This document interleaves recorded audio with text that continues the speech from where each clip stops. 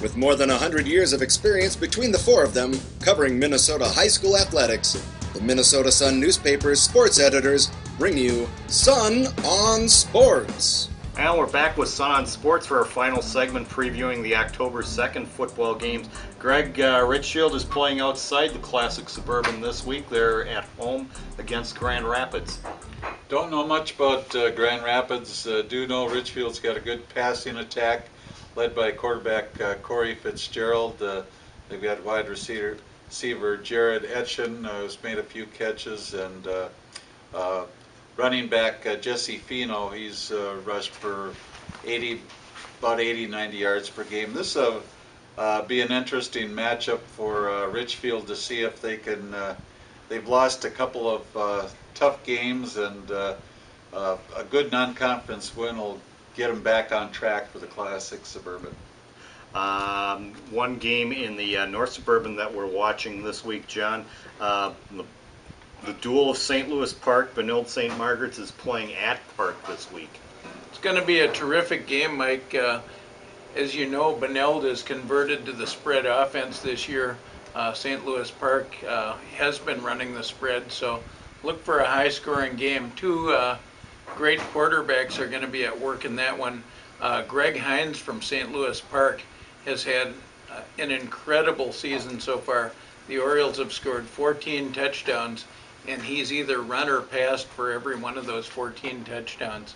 Benilde has Ben Krebsbach, who threw for 379 yards. That's right, 379 against Totino Grace, which is one of the best teams in the state. Benilde lost that one 48-44, but Krebsbach certainly got the attention of everyone around the North Suburban Conference with that great performance. I look for a high-scoring game similar to the Benilde-Totino game, and it'll probably wind up with both teams at least 40 points. If there was an over-under number on this game, I don't know where I'd put it. It would probably be somewhere around 85. Last topic I wanted to bring up, we're about halfway through the high school football season. Nick, give me one player that you cover who has impressed you this year, either by the excellence of his performance or being able to do more things than his coaches expected him to. Who's stood out to you so far? Well, we already talked about Brandon Markhor, so I won't go there. I think if I'm going to pick one, it's going to be Grant Olson, the linebacker at Wayzata. The skeptics will say it's an easy pick. Yeah, you got a Division I linebacker. This kid is the leader of that defense. He's literally the heart and the soul, both of them. AJ Tarpley does his job, Toby Okiemi does his job, the rest of the guys do their jobs. But Grant is the guy who they look to for leadership. When he went down after that E2 game week 1, you could see it on the faces of the rest of their guys, just the fear of what it was going to be like to try to play without him.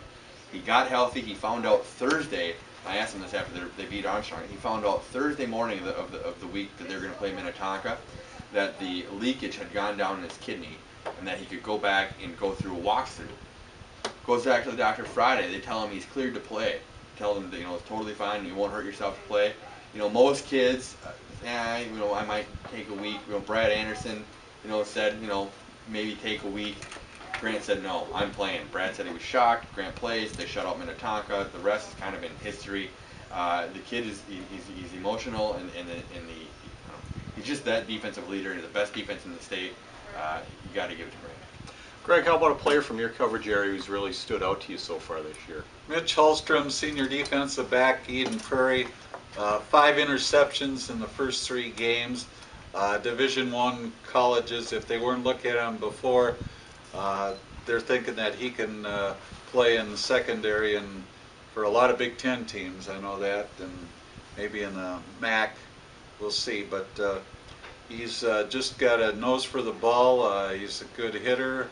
Got to be one of the best D-backs in the state, and he might be a candidate for Mr. Football too. John, how about you? I'll go right back to Greg Hines, Mike, the St. Louis Park quarterback.